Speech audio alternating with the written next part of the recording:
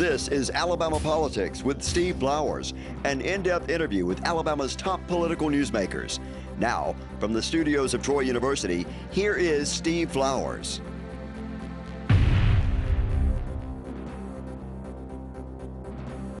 I'm Steve Flowers, and welcome to Alabama Politics. Folks, I'm glad to have today one of my young, old friends, Representative Anthony Daniels, who has been in the legislature a couple of terms, and he's got Pike County roots, Bullitt County roots, and he's running for Congress. I've been telling y'all about this new congressional district we got here in Montgomery. Montgomery's in a new congressional district, all of Montgomery, and most of the Black Belt, and all the way down to Mobile. Half the people in Mobile in this district. It's going to be a new district, and got new candidates in there, about 20 of them running, and Anthony's a front runner. The courts drew it as a Democratic district. I'm not sure it's going to be totally Democratic. He's going to have a race in the fall. I think the Republicans are going to give a pretty hard race in this thing. But I've known Anthony's family a long time. Anthony, good to have you on the show. Well, thank you for having me, Steve. Always good to be with you, my friend. Anthony Daniels is the House Minority Leader. He's been in what's his second or third term? This is going to my third term. Wow, Anthony. You're not but 41 years old. Yep. So you got that what age? 32. I was elected when I was 30 from the House in Pike County when I was 30 years old. And before I forget to say this, now y'all, some of these people running in this district don't live here, and they don't act like they have any roots here. I don't think they even know where it is, but they're running anyway. Some of them from Birmingham. But Anthony knows this district. He's born and raised here. I can attest to it because, as y'all know, I was in politics at a young age. Started when I was a young boy. I was elected to the legislature when I was 30. And I was real close to everybody in Pike County. And his grandmama, Miss Eva Daniels, was one of the leaders in the Bethel Baptist Church in Troy. And she and Miss Johnny Mae Warren were two of my best political friends. She and Miss Johnny Mae were, I don't know what they call those ladies that sat on the front row and wore white hats or something. Women's Auxiliary or something like that. Yeah. But Miss Eva was kind of a serious lady now. Johnny Mae would cut up sometime, but Miss Eva was real serious. How well did you know Miss Eva? I knew her very well. So I was raised primarily in Bullitt County. And so, you know, her husband, who was a family member of mine, late husband, was very close to my grandfather, my great-grandfather, who I spent a lot of time with in Union Springs, Pecan Lane. So your paternal grandfather was what was his name? My paternal, Roscoe. He was in Bullitt County? Yeah, Roscoe. So really all your family was born and raised in Bullitt County? Yeah, Midway and Union Springs. So the Dubose side of my family, which is, you know, El Maraca Club is, and so I grew up across the street from there, right up the road from there down, and they call it Shady Mountain, and so, or Goat Hill is what it's called now. And so I grew up there and on a little 1.5 acre lot with my grandparents on my mother's side, and spent a lot of time in the Peachburg Road area with my great-grandfather Roscoe Daniels and Elizabeth Daniels in that particular area. And so all of our family members resided really in the Bullitt County area, and some of them moved to Troy, and some of them moved to Cleveland, Ohio, some moved to Detroit, Michigan, all around the state of Alabama. So Miss Eva really was from Troy. What was her maiden name? Do you remember what her maiden name was, Miss Eva's? But Posey and Vaughn are her mom. Those are her sons. Right. Yeah, I played football with Posey. Yeah. And, Posey, you got it's a number of them. It's one girl, and so Gladys is here, and Gladys Gillis is here in Montgomery. So they married the Gillis family. Yes. So the lawyer, is your cousin then. Yep. The Gillis lawyer here. Yep. I knew Miss Fanny Gillis. Yeah, I knew all the Gillises in Troy. I know all your family. Matter of fact, I swear, Anthony, I remember when you were, I believe it was you. Miss Eva and I were close, and she called me one day and says, Steve, I got something to tell you. I thought she was going to tell me something real serious, like she was worried about something, some problem in the county or something. And she says, I got a new grandson. I bet it was you. I think I've been telling people that. I want to say I knew the day Anthony was born over there in Bullock County when Miss Eva called me and says, Steve, I got a new grandson. I said, well, Miss Eva, I'm glad to know that. Now, Vaughn worked for the city. He was a city in charge of the city streets in Troy. Vaughn was. And I think he finished. I think he finished off. I think Vaughn finished off in recreation. Yeah, possibly. That's right. And so I was with him last weekend, actually, in Troy. I went down there to Uncle Willie's to sit down with the guys and talk a little bit at Uncle Willie's. You'll carry Pike County because you're from there. You're going to carry Pike and Bullock for sure because that's your home area. You got kinfolk, Giddy kin to all the Gillises, the Duboses. You know where my mama's people are from? Where? China Grove. See, only you would know what China Grove is. You know in Pike County? Oh, yeah. You know what China Grove is? Oh, it's yeah. right there on the Bullock County line. Oh, yeah, right before you get there. My ancestors came, my mom was a Grant, and they settled in that right there. Actually, my great-great-great-granddaddy was born in Bullock County. It's on Old Salem. There's an Old Salem church up there around China Grove. And I can go out to China Grove right now in North Pike County and see 4 generations of my grand ancestors right there in that cemetery in China Grove. Wow. Right there. So I mean, Bullock and Pike County are like one county. Oh, absolutely. All of us are kin to each other. Absolutely, of course. It's like one county. Yeah. Everybody in Union Springs trades in Troy. Yep. Well, Montgomery, they come to Montgomery too. And a lot of them are going in the Russell County, Phoenix City area, Hurstburg area, and then Montgomery. You're right about Montgomery because a lot of times when folks are looking for employment, they're moving to cities where the manufacturing and employment areas, which is Columbus, Phoenix City for the Columbus Mill, used to be Columbus Mill. I don't know if it's still open. Yeah. And here with the manufacturing jobs that are here, especially with Hyundai, a lot of folks drive from Union Springs every day to go to the Hyundai plant and other. So a lot of folks still live in Union Springs, work at that Hyundai plant. Yep, and some folks just moved to Montgomery, and so you got a lot of generation people that I met on this campaign trail, Steve. I would tell you, tell me about whether they went to high school with a family member of mine, and they didn't realize until I talked about it during the last State of the State, being from Bullock County. And so there are folks that have been following me since then. And so it's been a pretty interesting campaign cycle. But for me, going and sitting down with folks in their businesses and sitting down with them in their kitchen table has been really the most exciting part of this whole campaign. And getting to know people and them talking about me when I was a little boy. In fact, I knew you were the day you were born. A family member of mine, extended family member of mine, remember me when I was a little boy as well. So it's just amazing the people that you meet and that remembers you. You ought to hear Kirk Hatcher talk about when he was a little boy singing. His mama took him to singing at the church here in Montgomery, and everybody still remembers that. But now, Anthony, you were actually born in Midway, but you was only one high school in Bullock County, wasn't So I was actually born. I was brought to Midway at 2 months old. Okay. So I was born in Central Florida. My parents had went there to work. My father was driving trucks. But you were a little baby when you went in them. Yeah. And so when I was 2 months old, I was raised by my grandparents on my mom's side. And so, and being raised by my grandparents on my mom's side in Midway, the Duboses, and then, visiting, splitting time between the Daniels and the Duboses as a young boy. What I'm getting around to saying, you were a real good athlete. Was there just one high school in Bullock County? Was it Bullock County High School in Union Springs? Yeah, the only public high school is Bullock County High School in Union Springs. You know Lynn Jenks is a fraternity brother of mine. I didn't know that. You ought to make him give you some money. Well, I saw him last week. He came to the, I opened my headquarters, one of my headquarters in Bullock County. He and I are fraternity brothers in Alabama. We were contemporaries. Don't tell him I said he didn't mean to give you some money. I will. He got it, Anyway, tell Lynn that, let's see now, but then you were a real good basketball player. I was a pretty decent basketball player, I would say. Some would say I was really good. I was a 6'3" point guard. And you're pretty tall playing guard.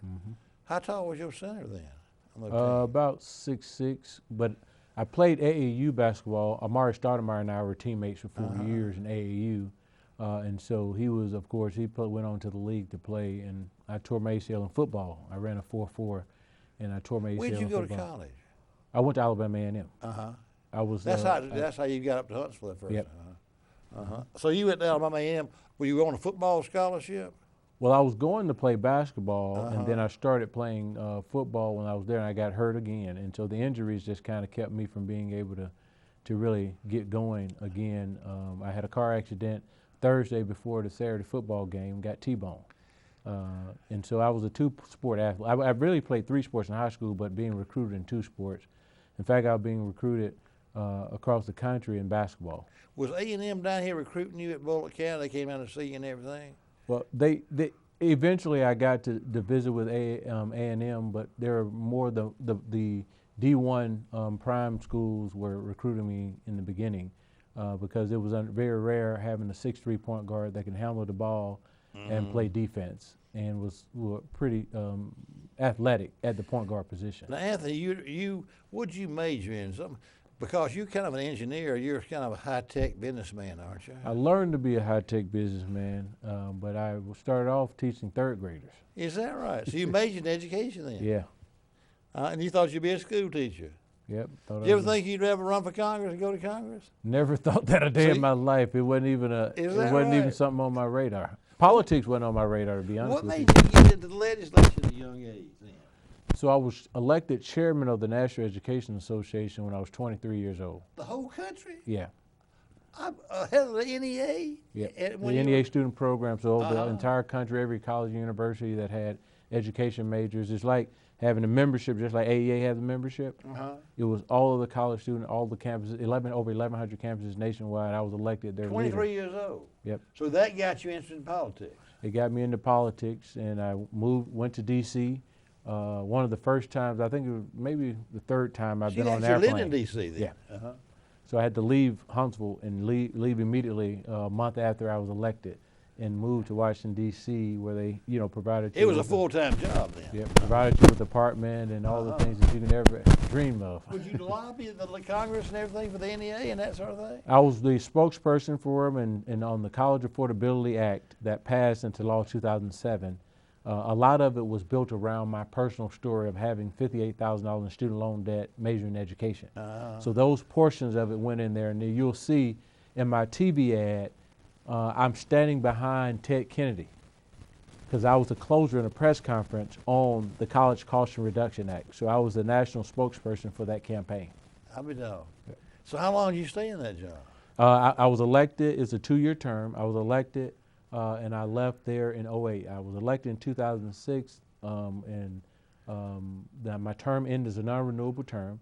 But during my tenure, we were able to get the College Cost Reduction Act passed. Wow! And so it increased membership among the organization, and we were really in a good place. And that's what sparked my real interest in politics, seeing the impact of that policy. What started off as a conversation ended up becoming law for. So this is around 2008 when you came back home from the NEA. So when did you first get elected to the legislature? 2014. 14. That was your first race, and you were 32 years old, right? Yeah, I ran at 20-something for the state senate. I didn't win the primary. Who's in that? What seat was that for? Paul Sanford's seat. Okay. Who's in that seat now? Sam Gavan. Okay. Gavan. He also ran on the Republican side. He didn't win. Neither one of us won the primary. And both of us are now in the House in politics. So now when did you start you have kind of a high-tech company of some kind? I have a small Daniels and Gillespie Group, small contracting company. Of course, we have the medical spas where we manage this business manages also the medical spas, the back end, the back office stuff. And so we have 2 medical spas where we do dental work and Botox and derma fillers in Madison County. And so we have 2 locations in Madison County. Well, now when did you and your wife meet and marry?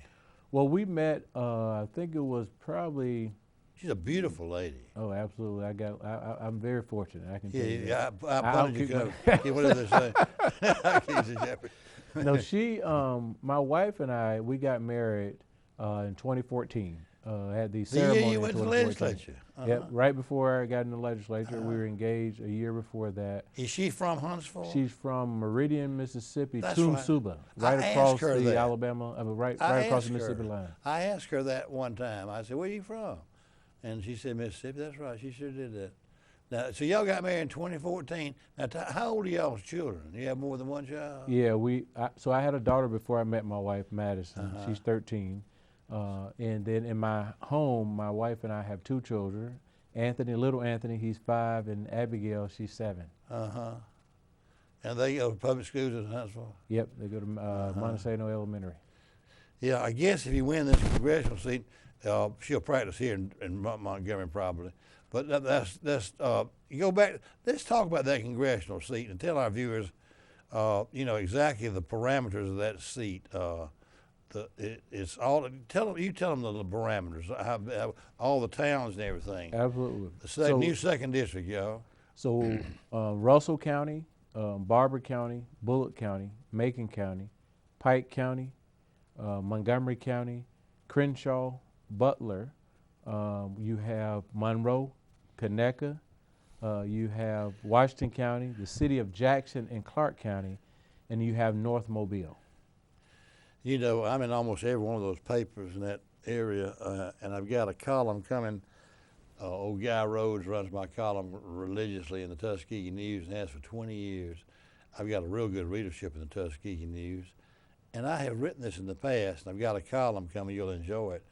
It's calling you the favorite and saying you've got roots. But I lament in the argument that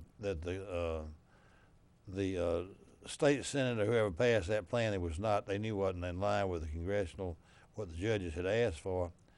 They kept harping on this community of interest thing. And I'm thinking to myself, what do folks in Macon County think all those years they were stuck in that 3rd district, like just a totally out of context, that they would be stuck in that 3rd district, comes from Anniston, a Republican district. Mike Rogers and them Republicans ain't had a bit of interest in Macon County. But that's one of the best things that's happened, and I've got that coming, and guys going to enjoy that in Tuskegee News. Say, bless the folks in Macon County's heart. They belong in Montgomery. I mean, everybody in Macon County has always watched Montgomery television. People in Bullock have. They come to Montgomery to shop. They're a Montgomery suburb. Troy is. Pike County. You know that. But Macon County really is. Macon County is like an extension of Montgomery County. And they've been stuck in that Republican district over there. Bless their heart. They ought to at least have somebody that'll pay attention to them. Oh, absolutely. And someone, like myself, Steve, I think one of the things that I think there are some good, decent people that are certainly running in this race, and they have that right. But raise a rural boy and learn to govern from whether it's from Washington D.C. level and advocacy, or whether it's representing an area like a Huntsville area that's a growing area, and so having the ability to know how to govern from a place with resources and access to resources, but in proximity to a military base. Right. Redstone Arsenal and the things that are going on around Redstone Arsenal has made Huntsville what it is today. The same thing can happen right here in Montgomery with Maxwell and Gunner. The same thing can happen over in Russell County with Fort Benning. Or Fort Moore is what it's called now. And then over in the Rutger area, over in the Pike County, and then you have the coastal base down in the Mobile area. And so all these communities that are surrounding all of these military installations should be benefiting from the activity on those installations. But none of the places have had the fortune to be able to do it like in the Redstone Arsenal. And so for me, I want to bring that blueprint to these communities, to restore hope in these communities and the region, to give them an opportunity for economic prosperity, to rebuild our downtowns, to bring economic growth, and attract some of the sons and daughters of those that have moved away back to our state and back to this region. Yeah, you got the perfect background for that thing. You had to put a resume together.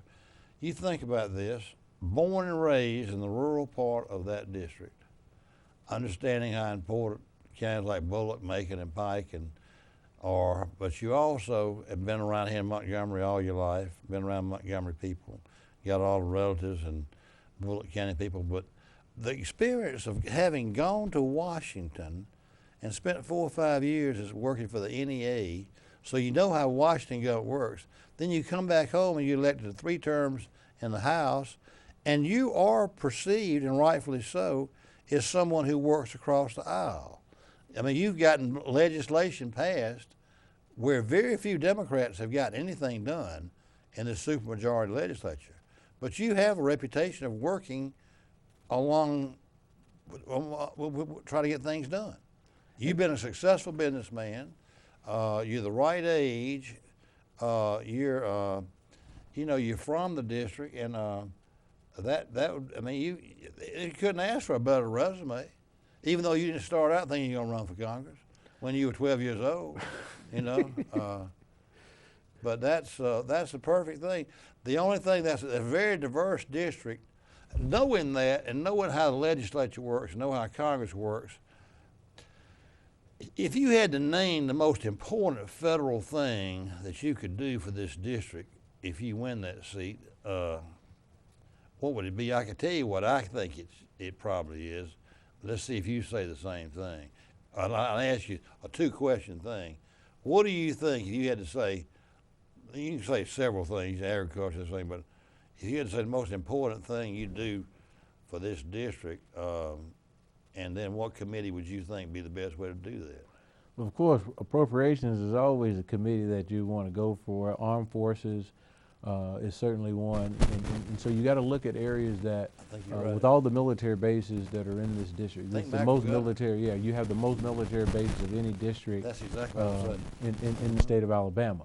And so utilizing and engaging the federal installations, ensuring that the defense appropriations budget is reflective of the regions and the bases that are within this particular district, but bringing together the growth and having communities and the military installations working together, all working on one accord, building out a strategic plan for growth and opportunity and prosperity for all children, regardless of their background in these areas. So that economic development and growth from a federal standpoint would be number 1. Number 2, healthcare. We've seen the closure of a number of rural hospitals over time. We've seen the financial vulnerability of other hospitals that are even in urban areas. And so we got to be able to make certain that we're on the cusp of creating an opportunity for more healthcare, closing the healthcare gap, creating more jobs for maternal care and other things throughout the district. But at the end of the day, Steve, one of the number 1 pieces of legislation that I would look at the federal level is exactly what I did here in the state level, which is eliminating the income tax on overtime pay. That was a very successful bill, a very, very accomplished bill. But back to the thing, if you go to Congress, I think you hit the nail right on the head, that the military bases are probably, and I'll give you an example. I've had this show for 15 years, and Todd Strange was the mayor of Montgomery, and he was sitting out there where you are one day. It was a downturn in the economy, and having grown up in Troy, and I think the rest of the state does too, assumes that state government is the biggest employer in Montgomery and the river region. And I said, it was a downturn, they were having to let state employees go and that sort of thing. I said, Todd, I'm sorry that you're losing a lot of your most major employer. He says, well, I'm sorry about that too, Steve, but that's not our biggest employer in Montgomery. I said, oh, is Hyundai bigger now? He says, no. Maxwell Gunner has always been the most important economic factor in this county, in this city. And it goes further than that. You, having been born and raised in the Montgomery area, realize that a lot of those military officers retire here. The fabric of a lot of the churches and community service is around those military. Military is very important. That Maxwell Gunner is very important in this town. And I think you know that, having grown up here. Absolutely, and we've seen, like I said, the blueprint is in Madison County, rest on our shoulder. You take the same blueprint and you double down right here in this region. And working with the mayor and working with the county commission, the city council members, and all your electeds that are in this community, working together to say, hey, what can we do to really bring about the economic boom that they experience in other parts of the country? Because we have all that we need. We have a growing population that are in this region in general, and how do we continue to improve the quality of life to attract people here, and how do we make some make some adjustments to improve some of the other aspects of quality of life throughout the entire region. And so I think we got a lot to offer, Steve, to be honest with you. You know, you bring up another point, too, I hadn't even thought about for that district. And I should know this, but counties like Bullock and even Monroe and other, Wilcox is in this district, isn't it? No, Wilcox is not. It's not in this district, but other counties like Bullock. Does Bullock even have a hospital now? Barely. Uh-huh. So that is, you realize that's really a need, and I mean, that you need to get health care. You know, Health Services Corporation does a lot of work in Montgomery. I mean, you've got other, that gets a lot of federal money. Absolutely. I certainly hope, Steve, before leaving the legislature that we're able to expand access to health care so that it could really make my job as a member of Congress much easier to deploy resources down. But there are some other areas, Steve, I think that folks are yearning for support, and it's crime prevention and dealing with the crime issues that exist in a lot of our cities and communities, getting to the core of it to figure out what is it that we can do to really turn our communities around, and let's get it done. Yeah. Because at the end of the day, you know, there's enough, we do enough talking about it, but we have to start reducing this crime rate. We have to make certain that we are a community where everyone in the community is enjoying the quality of life and benefiting from the quality of life, and not just some parts of the community. And so, you know, we got to bring growth. We got to bring growth and opportunity, create more pipelines and opportunities for entrepreneurship, more opportunities for people to make really good wages, and just be just really be a light, a bright light for the overall region. And so for me, having gone to Washington, D.C. and representing an area in Huntsville, but growing up in Bullock County and being still engaged in Bullock County even since I've been in politics, and just helping this entire district. There are some people that are running for one county versus the other. I'm running for all counties. I agree with you. You're running the right reason. But our time's up, Anthony. I hate to go by in a hurry, but we got to close shop. Our time's up. Folks, our guest tonight has been State Representative Anthony Daniels, who is the leading candidate for the Democratic nomination for the 2nd Congressional District. And folks, it's right around the corner.